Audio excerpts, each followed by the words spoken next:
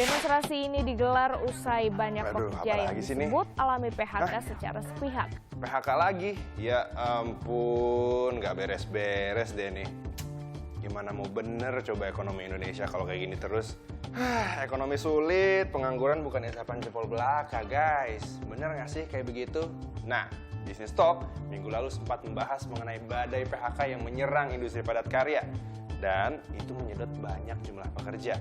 Hari ini kita akan kembali membahas isu PHK ini.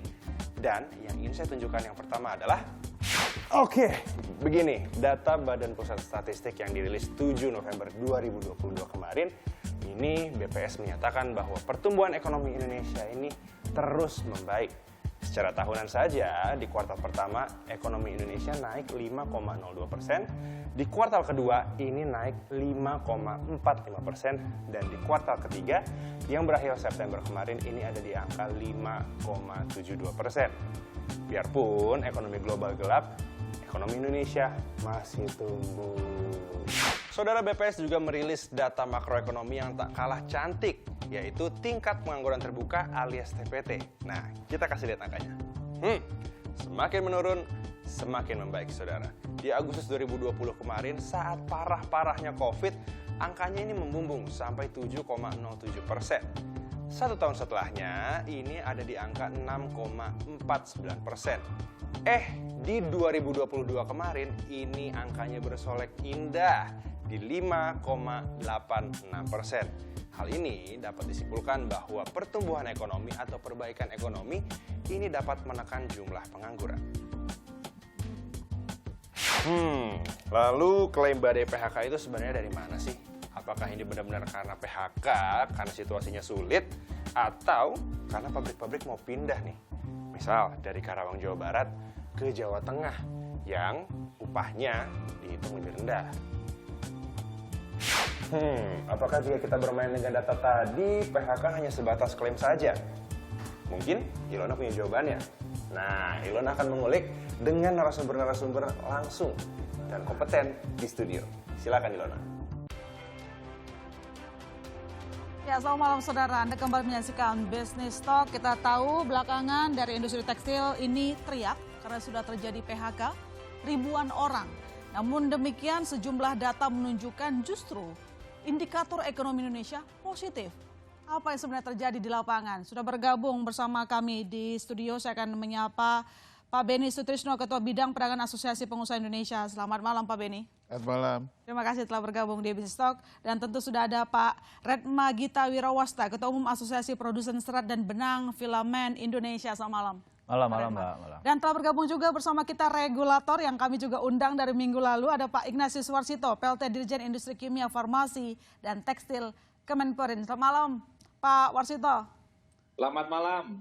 Oke, kita akan bahas ya Pak, sesuatu yang lagi ramai diperbincangkan sekarang ini. Tapi sebelum ke Pak Warsito, saya mungkin akan bertanya ke Pak Beni terlebih dahulu. Pak Beni, apa yang terjadi di lapangan sebenarnya? Dari anggota Apindo, berapa banyak yang sudah melakukan PHK? Apakah separah itu kondisinya? Saya kira untuk industri padat karya khususnya garmen dan sepatu, kami sudah melakukan konsolidasi data khususnya, dan sudah memberikan laporan kepada Ibu Dirjen PHI, Ibu Putri, berapa jumlah yang sudah PHK dan yang akan ter-PHK, dan tahun depan potensi PHK ada berapa banyak lagi. Okay. Nah, angka-angka itu memang sangat debatable ya. Artinya kalau kita ambil dari BPJS Tenaga Kerja tentunya belum masuk BPJS Tenaga Kerja. Tapi yang di lapangan sudah terjadi, termasuk ada di salah satu perusahaan saya, itu juga sudah melakukan PHK yang cukup lumayan lah ya, walaupun jumlahnya tidak semasif berita, tapi kalau itu dikumpulkan dari 1.000 orang, nanti ditambah 2.000, lama-lama banyak juga sih. Kalau dari laporan API Jawa Barat sih sudah, menurut tadi Pak Redma mengatakan sekarang udah posisinya udah 70.000 yang saya tahu masih waktu itu kita kumpul masih 50 ribuan. Okay. Nah, potensi kedepannya ini makin tambah lagi. Ini saya mengatakan sejujurnya boleh dicek di lapangan sendiri oleh para regulator. Oke, cek sendiri di lapangan ini tampaknya Pak Beni menjawab sejumlah pernyataan pemerintah ya yang mungkin menduga ada perpindahan pabrik makanya terjadi PHK. Saya mau konfirmasi ke Pak Redma kalau begitu. Pak Redma, jawaban Anda seperti apa? Ketika misalnya dari TPT menjerit sudah terjadi PHK, butuh bantuan bukan dari regulator supaya tidak terjadi gelombang PHK lanjutan. Apakah benar PHK yang dilakukan bukan karena perpindahan pabrik, karena mencari upah yang lebih murah di luar wilayah lain? Ya ini kalau ini kan mulainya kan sekitar kuartal 3 pertengahan lah. Mulai ada gelombang PHK yang masif ya. Oke. Memang setelah itu tidak ada lagi perpindahan pabrik, karena perpindahan pabrik sih kalau mungkin tahun-tahun sebelumnya memang iya ada perpindahan, tapi setelah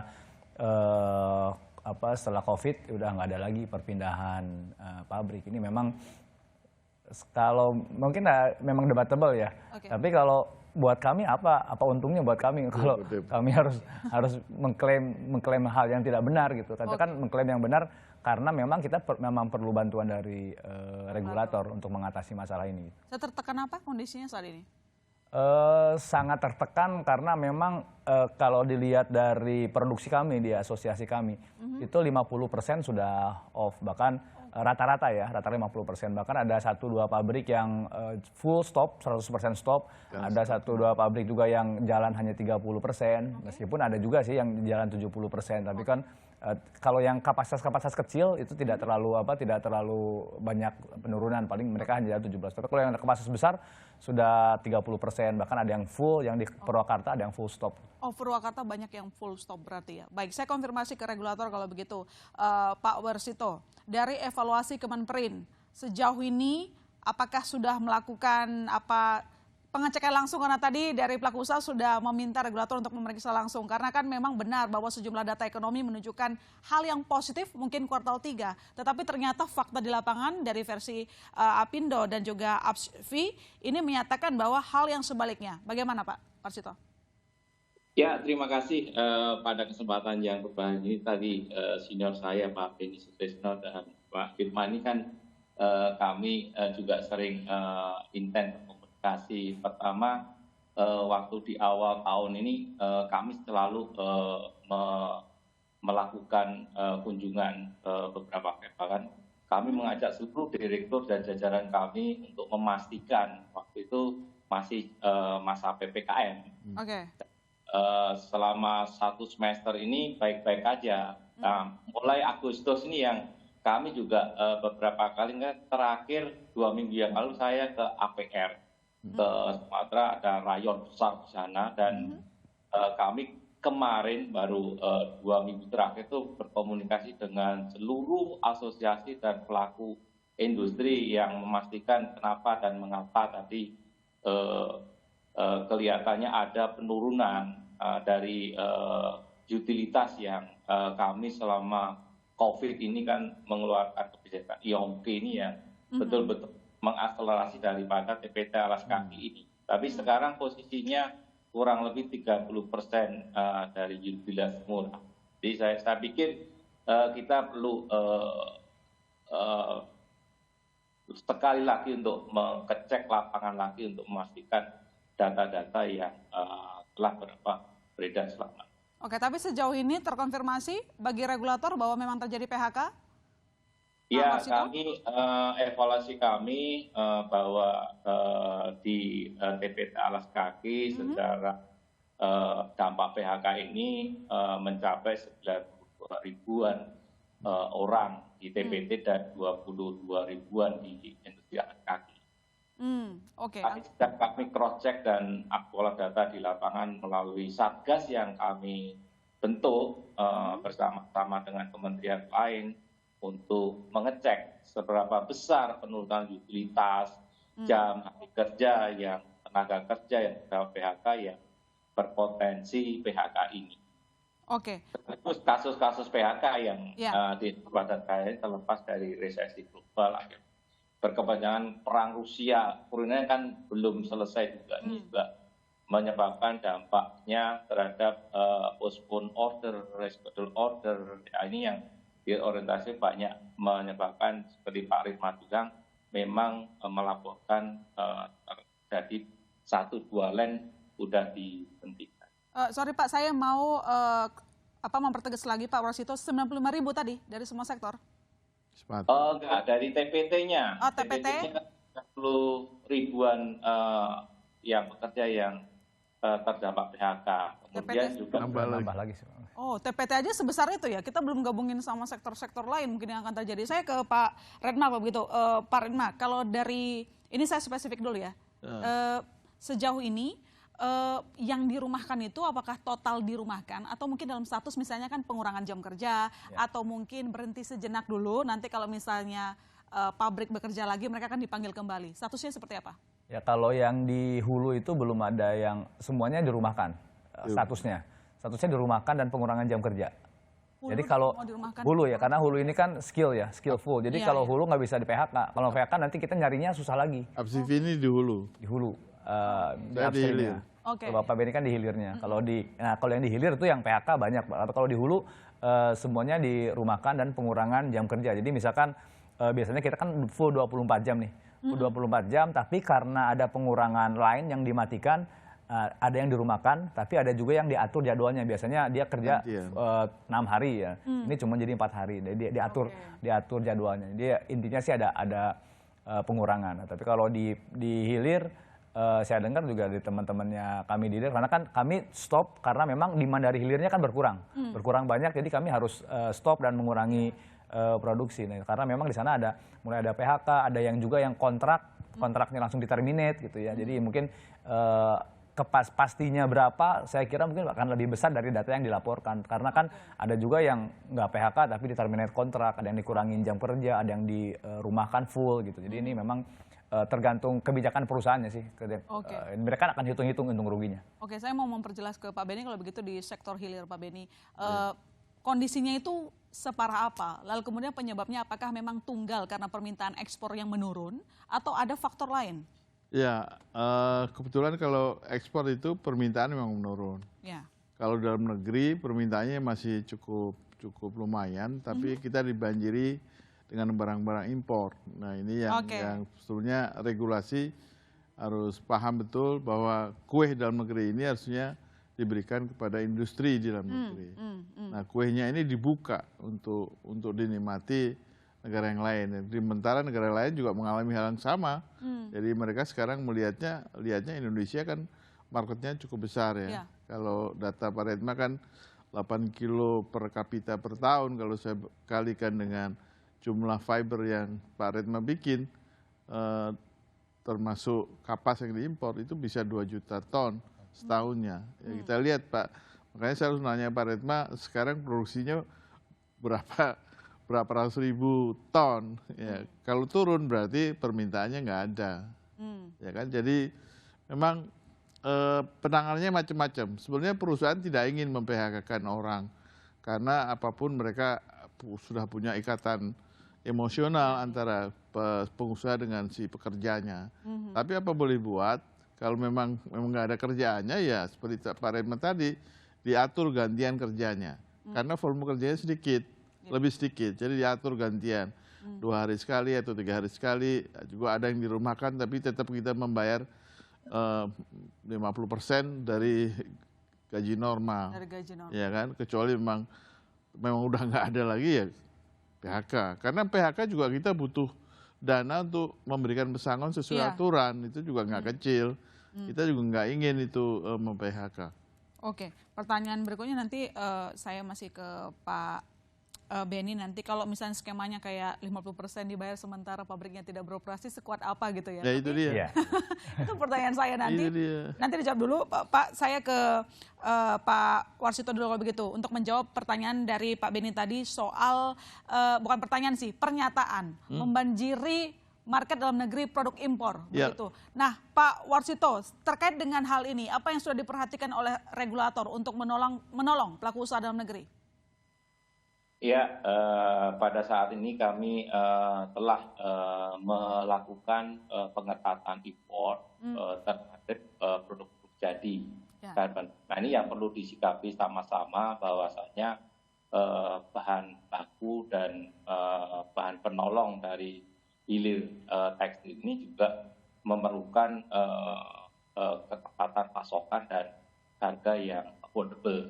Dan ini menjadi komunikasi kami dengan Pak Ritma ini, yang mana kami juga ingin mendorong dengan TKDN tekstil dan alas kaki ini. Sehingga kalau kita melihat apa yang dikhawatirkan oleh Pak Beni tadi, sebenarnya kami sudah bersama-sama Kementerian Perdagangan melakukan cek lapangan dengan pengawasan barang beredar. Ini juga saya dapat laporan langsung dari Ketua Asosiasi Mal-Mal ini ya, yang dipikirin oleh produk-produk impor Cina yang murahnya minta ampun. Ini yang kita perlu antisipasi bersama-sama. Ini bukan tugas PR pemerintah semata, ini PR kita bersama-sama ya. Jadi saya tekankan untuk bersama-sama kita bisa mengendalikan impor dan mengoptimalkan pasar dalam negeri ini. Termasuk soal peningkatan daya saing industri dalam negeri begitu ya. Nanti kita lanjutkan lagi diskusi kita, saudara jangan kemana-mana.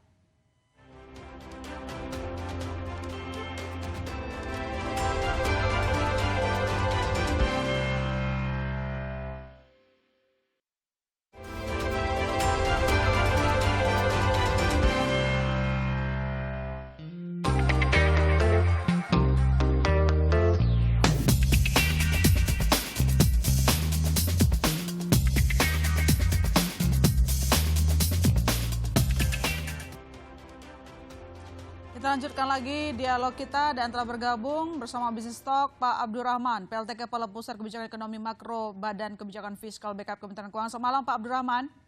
Selamat malam. Oke, Pak, tadi kami sudah berbincang di sini, ada pelaku usaha dan juga Kemenperin, tapi pertanyaan ke Pak Abdurrahman bahwa tadi ini dari pelaku usaha meminta adanya bantuan begitu ya kepada regulator. Tapi kemarin kami mendengar bahwa memang Bu Menteri Keuangan mengatakan masih akan memantau istilahnya apa yang terjadi karena data-data ekonomi menunjukkan hal yang positif. Nah, sejauh ini hasil evaluasi dari Kemenq seperti apa? Baik, jadi memang secara agregat ini kan sampai datanya sampai kuartal ketiga ya. Jadi kalau kita lihat PDB-nya memang untuk manufaktur ya secara keseluruhan itu kan tumbuhnya 4,9. Kemudian untuk industri tekstil itu juga masih tumbuh 8% ya, bahkan untuk alas kaki itu 13,4%. Jadi memang sampai kuartal kita ketiga memang tumbuhnya masih cukup kuat ya. Mungkin yang belum ketangkep di data adalah perkembangan Oktober dan November ya, yang kemungkinan belum ketangkep. Hanya saja kami memang sudah mulai diskusi dengan API dan Aprisindo ya. Saya belum dapat update dari teman-teman karena baru tadi siang sepertinya diskusinya, dan juga dengan kami coba diskusi dengan Kemenaker, kemudian Disnaker beberapa kota, dan juga dengan BPJS Tenaga Kerja untuk melihat seperti itu. Kami masih mau melihat datanya dulu nih, Bu, mungkin ya. Jadi menunggu data dari asosiasi juga gitu ya? Iya. Oke, baik, Pak Beni sama Pak Retma, saya konfirmasi dulu bahwa ini yang belum tercatat katanya data Oktober-November, tapi sebenarnya PHK terjadi sejak bulan kapan?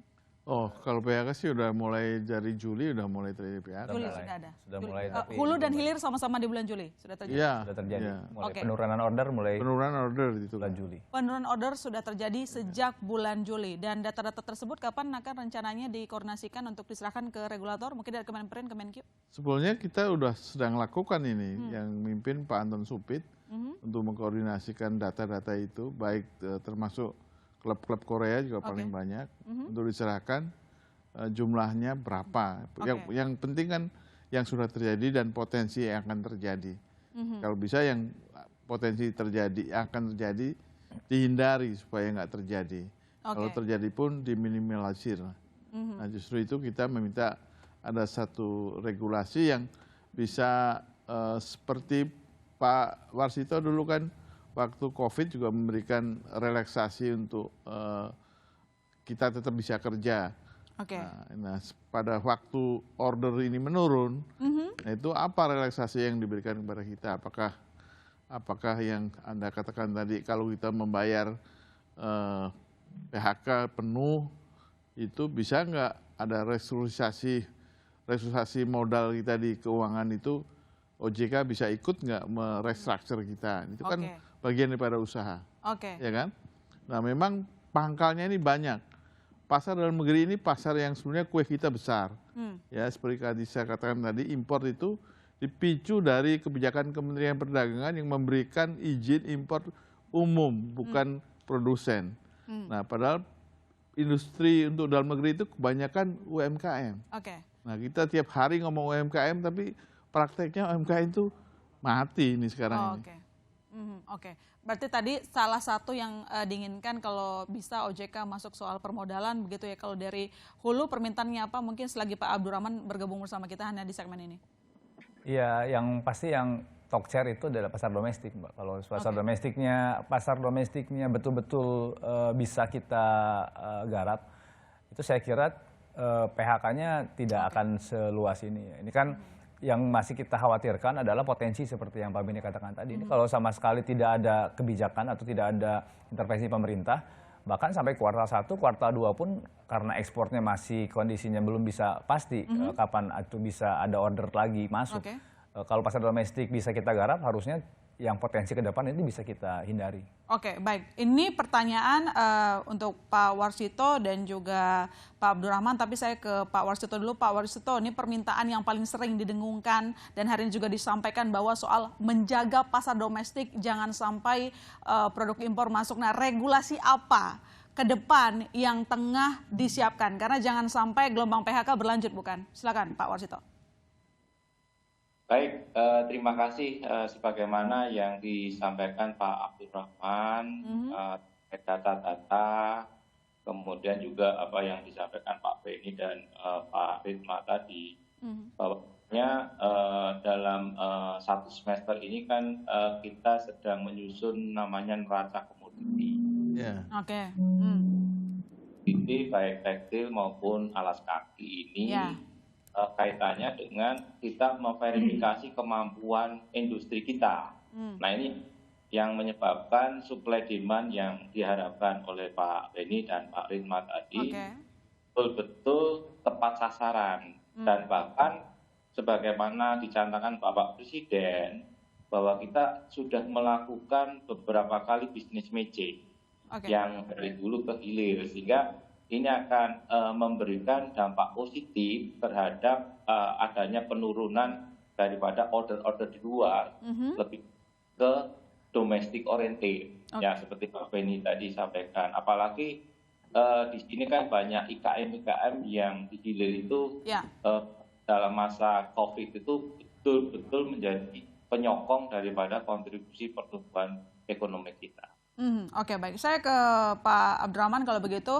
Pak, beberapa waktu yang lalu ketika Bu Menteri melakukan konferensi pers, di sana mengatakan akan ada space dari APBN, tentu yang disiapkan sembari memantau kondisi di industri tekstil. Sebenarnya nanti, apakah memungkinkan misalnya memberikan bansos tambahan kepada masyarakat, lalu kemudian insentif yang tengah disiapkan mungkin untuk industri padat karya? Baik, memang ini perlu kita lihat lebih detail ya saya kira, karena memang tadi data-datanya ekspor masih tumbuhnya masih tinggi. Kalau kita lihat HS61, HS62 itu kan year to date-nya masih tumbuhnya masih cukup tinggi ya. Kalau nggak salah 19% untuk HS61, kemudian 37% untuk HS62 dan HS64 di alas kaki itu tumbuhnya juga di atas 40%. Itu harga turun. Jadi memang perlu kita lihat.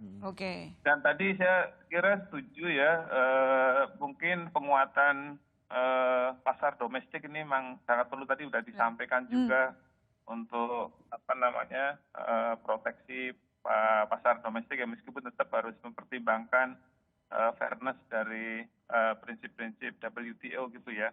Dan saya kira menjaga daya beli masyarakat itu menjadi sangat penting, selain juga moral suasion untuk membeli atau bangga atas produk dalam negeri. Saya kira itu juga penting, karena pasar domestik kita kan sangat besar ya, kalau bisa, karena impor kita untuk produk itu juga cukup besar ya kalau nggak salah itu. Karena mungkin branded minded dari masyarakat India juga masih cukup tinggi. Oke, saya minta konfirmasi dulu deh soal data yang tadi disinggung oleh Pak Abdurrahman. Mungkin Pak Beni atau Pak Redma bisa menjawab. Januari Agustus ekspor tekstil, produk tekstil TPT itu tahunan tercatat masih tumbuh 20,21%. Kemudian laju ekspor itu memang menurun minus 2,5% dari produk tekstil minus 5,76%. Artinya di sini yang ditekankan bahwa ekspornya masih terjadi, tumbuh. Sementara yang di lapangan tadi dikatakan terjadi PHK. Anda gimana? Sebetulnya gini, kalau Pak Abdurrahman bisa lihat data, yang naik tuh harganya, nilai US dollarnya. Tapi Bapak bisa lihat volumenya, tonasenya itu turun. Nah kalau tonase turun itu kan yang mengerjakan jadi sedikit juga. Yang mengerjakan barangnya lebih sedikit ya lebih sedikit. Tentu ada dibuang yang mengerjakan. Tapi nilainya memang naik. Gitu. Oke. Pak Abdurrahman, begini, ini tadi dijawab sama Pak Beni bahwa benar-benar curhat kondisi di lapangan tidak seindah data yang ada gitu ya Pak Abdurrahman. Nah kemudian pertanyaan saya begini, ada perlambatan permintaan di sektor TPT periode September-Oktober. Ini jadi tanda tanya terkait dengan resesi global begitu ya, AS, Eropa dan Cina. Untuk ekonomi domestik, bagaimana dengan sektor lain selain TPT? Jadi gini, Indonesia itu kan pernah kita pada saat pertumbuhan globalnya negatif ya, di 2009 kita masih mampu tumbuh 4,6%. Karena memang kita ekspor kita memang dominasinya berbasis sumber daya ya. Kalau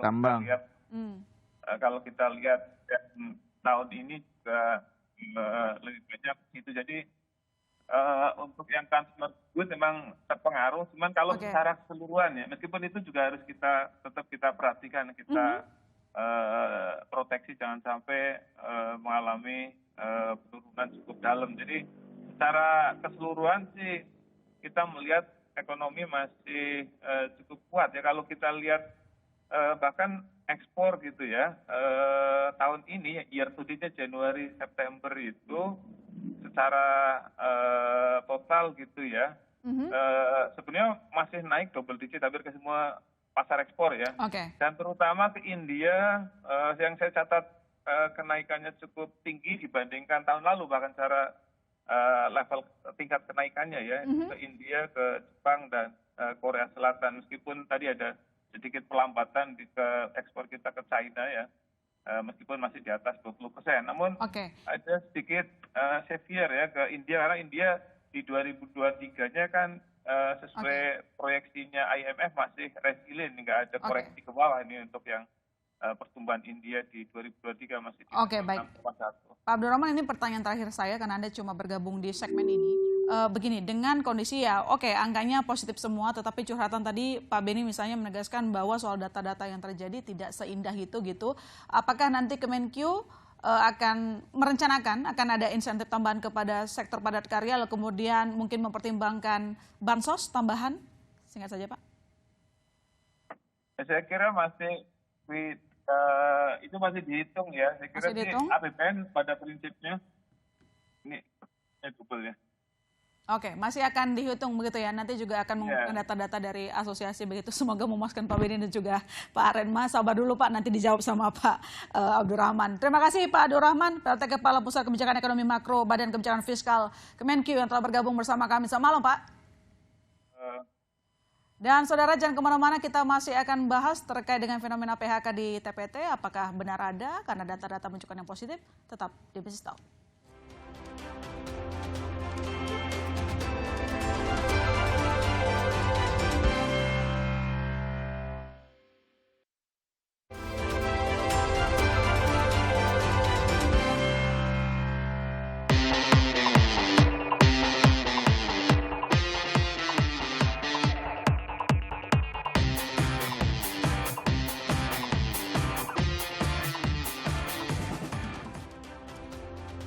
Kita lanjutkan dialog kita dan di segmen ini telah bergabung bersama kita wartawan nasional kontan Mas Cipta Wahyana. Selamat malam Mas Cipta. Oke Mas Cipta, saya langsung saja ke Mas Cipta. Dari tadi kita itu Sudah memang diceritakan sama Pak Beni dan juga Pak Redma soal kondisi di lapangan, pun pemerintah mengatakan masih akan mengkaji, melihat lagi di lapangan. Tapi sejumlah data kan kita tidak bisa tampilkan. Misalnya kuartal 3 kemarin masih tumbuh 5,72% positif dan cukup dibanggakan. Sebuah prestasi lah katanya masih tumbuh di atas 5%. Kemudian untuk data ekspor, tadi juga disampaikan oleh Pak Abdurrahman bahwa untuk ekspor juga masih naik begitu. Apa yang bisa kita terjemahkan dari hal ini? Di lapangan ceritanya demikian, ada PHK, tapi untuk data-data makronya menunjukkan hal positif. Ya, pertama soal data makro ya. Kita lihat memang yang baru saja diumumkan ya, pertumbuhan ekonomi 5,72. Ya. Ini sebenarnya rekor pertumbuhan kedua tertinggi sejak 2013. Sejak 2013, karena tahun lalu ada yang sempat 7%. Tapi perlu dicatat, kalau kita kan belajar ya bahwa PDB itu sebenarnya lagging indicator. Indikator yang tertinggal, ya sudah lah itu sebenarnya sudah lewat. Ya kita appreciate, kita happy karena kita berhasil pulih, bounce back dari kondisi pandemi begitu ya. Tapi sekali lagi itu sebenarnya indikator yang sudah lewat. Yang kedua, PDB itu kan kita selalu bilang ini agregat begitu ya. Agregat yang memang secara total mungkin bisa secara ya gambar besarnya seperti itu, tapi kita harus masuk ke dalam kondisi yang lebih detail di masing-masing industri seperti apa. Nah, kalau kita sekarang perhatiannya sudah menjadi leading indicator yang ke depan apa yang mesti kita lihat, kita waspadai. Sebenarnya bersama dengan data PDB ini sebenarnya kan keluar juga bahwa angka pengangguran itu disebut secara tahunan kelihatannya turun. Tapi kalau dibandingin itu Februari ke Agustus itu naik, jangan salah ya, dari 5,83% menjadi 5,86. Jadi ada pertambahan. Jadi ada tren yang ini agak berbalik nih. Nah ini menjadi perhatian. Lalu yang kedua sebenarnya apa yang kita bahas malam ini sebenarnya bisa dikatakan menjadi indikator awal bahwa cerita-cerita tentang resesi yang cerita terjadi di luar ya, yang kita selalu bicara Indonesia nggak akan resesi. Iya, kalau secara istilah teknis makroekonomi, karena resesi itu kan penurunan PDB dua kuartal berturut-turut. Indonesia mungkin tidak akan terjadi resesi dalam teknis itu. Tapi kita kalau masuk ke sektor-sektor, jangan-jangan resesi itu terjadi, penurunan itu benar-benar terjadi. Dan apa yang disampaikan Pak Beni dan dari tadi pelaku semuanya malam ini menunjukkan bahwa real ada perlambatan yang diakibatkan oleh resesi di luar ya. Dan ini baru awal ya. Dan mungkin kenapa belum tertangkap, kalau kita lihat bunga Amerika itu sebenarnya mulai naik kan baru Juni awal. Jadi efeknya juga belum terlalu besar sampai September. Nah begitu udah lewat September, ingat juga BBM naiknya kan Oktober ya Pak ya. Awal Oktober, dan itu nggak terekam praktis di PDB sampai kuartal 3. Nah efek BBM ini kan bergulir juga kemana-mana. Jadi ada faktor eksternal, tapi di dalam negeri struktur biaya juga ada tantangan ya. Apa yang kita tangkap malam ini menjadi peringatan dini ya buat kita. Jangan-jangan wake up call. Ya, wake up call. Bukan hanya sektor ini, karena mungkin sektor-sektor lain kita apresiasi tadi dari pemerintah, perindustrian, kementerian akan cek data. Nah, kita harap ini benar-benar dilakukan supaya bisa diantisipasi. Jadi apalagi untuk kasus yang TPT ini tidak terulang lagi ya Pak ya. Mungkin untuk sektor yang lain.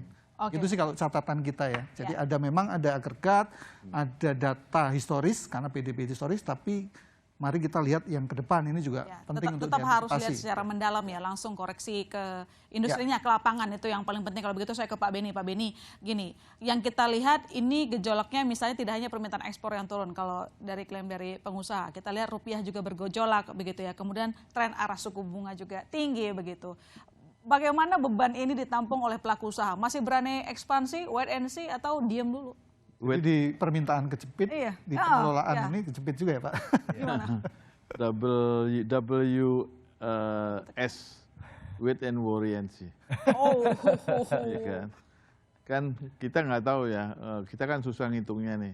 Kita kan dipukul dari mulai perang Cina dengan Amerika, lalu ditambah dengan COVID, ditambah perang Ukraina sama Rusia, ditambah ketegangan Cina dengan Taiwan, walaupun sudah terselesaikan, tapi kan itu juga potensi untuk meledak lagi. Sekarang ditambah lagi potensi kita ribut sama Australia. Nah ini menimbulkan kita jadi ketidakpastian. Iya betul, ngitungnya susah. Ya, jadi bilangan apa ya? Soalnya bilangan ada dua, bilangan yang nyata, bilangan imajiner. Nah ini di matematik itu kalau kita nggak bisa ngitung yang nyata, ya kita hitung aja dengan cara imajiner. Oke, baik. Pak Benny senyum, tapi senyumnya sebenarnya pahit gitu. Saya ke Pak Redma. Pak Redma, dengan kondisi yang ada saat ini, apakah memang sudah sangat mendesak industri butuh insentif? Ya. Sudah sangat mendesak ini. Ini sangat mendesak. Kalau enggak ya kita PHK terus ini akan nambah-nambah. Kemarin kita diskus sama teman-teman internal di pengusaha-pengusaha dari hulu sampai hilir. Ini potensi sampai kuartal 1 bisa sampai 500.000 orang yang dirumahkan. Karena ini sekarang kami berhenti dirumahkan, ada yang full stop, ada yang sudah PHK, tanpa tahu kapan kita harus mulai lagi. Oke. Artinya kalau misalnya tidak dibantu segera, tadi kan ada opsi misalnya menggaji karyawan 50% di rumah. Sampai kapan kuatnya gitu, nampung itu, lakukan itu? Ya makanya kita minta ada restrukturisasi kewajiban kita ke lembaga keuangan. Nanti kita pindahin ke lembaga keuangan. Nanti lembaga keuangan berat lagi. Ya termasuk kita kemarin juga minta keringanan-keringanan di energi ya. Kita udah kontak PLN minta jam nyalanya juga di adjust juga ya, kewajiban jam nyalanya. Karena memang kan produksi turun. Oke, baik. Pak Warsito. Ini buka-bukaan nih pelaku usaha kita, curhatnya sangat mendalam malam ini. Pertanyaannya begini, bagaimana Kemenperin memberikan solusi, termasuk juga koordinasi dengan sejumlah kementerian, karena tadi disebut ya, di sini kebutuhannya banyak nih, misalnya ingin melibatkan OJK, berarti Kementerian Keuangan juga begitu. Dari Kemenperin apa langkah nyata untuk melindungi sektor padat karya, supaya tidak bertambah lagi gelombang PHK? Pertama, memang kita bicara masalah bahan baku, bahan penolong, kemudian juga proses produksi, terus energi kan darahnya daripada industri dan pasar. Nah, kita bicara ini apa yang jangka pendek, jangka menengah, jangka panjang, kita sudah komunikasikan solusi-solusi yang terbaik untuk para pelaku industri. Telah berkomunikasi dengan Kementerian Tenaga Kerja terkait dengan apa yang pernah kami lakukan di zaman COVID. Waktu itu ada bagaimana kita work from home, work office, dan bahkan itu dari fleksibilitas daripada jam kerja. Kemudian juga bagaimana pengupahan bisa direlaksasi untuk menahan daripada gelombang PHK itu. Itu pertama. Kemudian kedua, kita juga bicara masalah energi ini kan juga tekanannya juga berat dengan adanya kenaikan itu.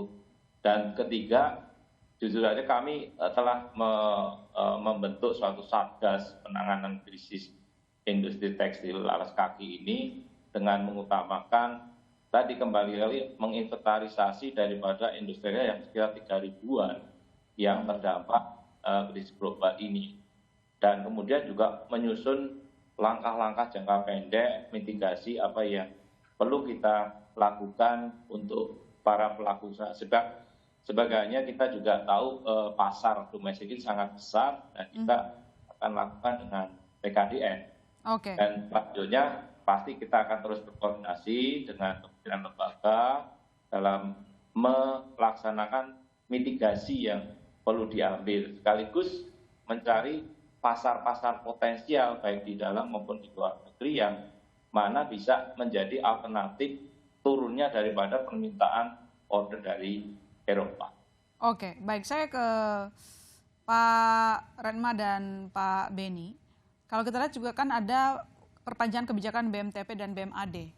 Sebenarnya itu bukankah sebuah solusi atau mungkin Anda melihatnya tidak demikian? Pak Benny atau Pak Redma? Ya memang itu jadi secara kebijakan sebetulnya untuk perlindungan pasar dalam negeri itu sudah oke ya. Maksudnya dari kita ada safeguard, ada BMTP, ada BMAD, bahkan ada tata niaga, ada lartas gitu ya. Tapi pada implementasinya jauh, masih sangat jauh. Misalkan lartas ya, kemarin kita lartas kuartal 1, kuartal 2 kita bisa tumbuh dengan baik. Pada waktu itu Kementerian Perdagangan tidak memberikan izin untuk importir umum. Jadi hanya diberikan izin untuk importir produsen. Itu sama sekali. Dan di sana sudah terbukti bahwa produsen dalam negeri sangat mampu memenuhi bahan baku domestik tanpa ada impor dari importir umum. Tapi yang jadi masalah ketika di bulan Juni itu keluar APU untuk pedagang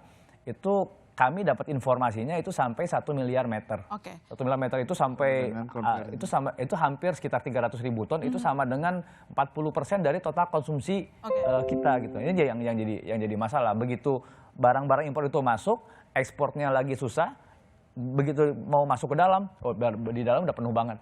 Oke, baik. Saya minta Mas Cipta untuk menyimpulkan diskusi kita malam ini. Ya khusus saya pengen komen gini, ini saya cek industri TPT ini kan khusus tahun ini merayakan ulang tahun ke-100 ya Pak? Yeah. 1 abad. Gitu. 1 abad. Jadi momen yang menarik, di saat masuk 1 abad ini ternyata tantangannya cukup berat. Gitu ya. Kalau kita bicara ekonomi, kondisi ekonomi di tengah tantangan resesi global, itu selalu kita harus kembali ke kekuatan ekonomi domestik. Karena itu kalau kita bilang kan selalu konsumsi rumah tangga itu menyumbang paling besar. Tapi dari diskusi kita juga kita lihat bahwa ternyata konsumsi domestik misalnya untuk TPT juga banyak disuplai oleh barang-barang impor yang tadi ketika importer umum ya dibuka kemudian serbuan impor menjadi luar biasa. Lalu sebenarnya soal larangan impor pakaian bekas itu kan seperti lagu lama yang kalau kita lihat berita itu tahun 2021 rame. Sekarang juga rame lagi. Pertanyaannya kan penegakannya seperti apa. Jadi mungkin sebenarnya secara aturan sudah cukup, mungkin tetap ada perlu peningkatan-peningkatan ya melihat kondisi sekarang, tapi yang lebih penting sebenarnya penegakannya seperti apa. Karena supaya itu tadi konsumsi domestik ini benar-benar kuat, tapi juga dinikmati oleh industri domestik juga. Iya benar. Harusnya malam ini tadi Kementerian Perdagangan juga ikut bergabung ya bersama kita untuk menjawab soal implementasi tadi. Masih panjang yang ingin kita bahas pada malam hari ini, tapi setidaknya kita udah bisa melihat ya Mas Cipta, kita menangkap apa yang sebenarnya terjadi karena secara buka-bukaan pelaku usaha ngomong langsung ke regulator dan regulator juga menyambut itu dengan baik, mengatakan akan mengkaji Bapak-bapak ke lapangan dan tentu kita akan tunggu bagaimana nanti jawaban ke lapangan. Dengan begitu saya ucapkan terima kasih ke Pak Ignatius Warsito, PLT Dirjen Industri Kimia, Farmasi dan Tekstil Kemenperin. Terima kasih banyak Pak Warsito telah bergabung di Business Talk. Baik, terima kasih kembali. Salam sehat selalu. Salam sehat selalu Pak. Kita tunggu nanti kajian-kajiannya dan juga kebijakan-kebijakan untuk melindungi sektor padat karya. Dan saya juga ucapkan terima kasih ke Pak Beni Sutrisno, Ketua Bidang Perdagangan Asosiasi Pengusaha Indonesia. Terima kasih Pak Beni. Terima kasih. Semoga ada jawaban, solusi setelah ini. Dan tentu saja Pak Redma Gita Wirawasta, Ketua Umum Asosiasi Produsen Serat dan Benang Filamen Indonesia. Terima kasih Pak Redma. Dan tentu saja wartawan Surkontan Mas Cipta Wayana atas pandangan redaksionalnya. Dengan demikian saudara jangan kemana-mana, Business Talk masih akan segera kembali.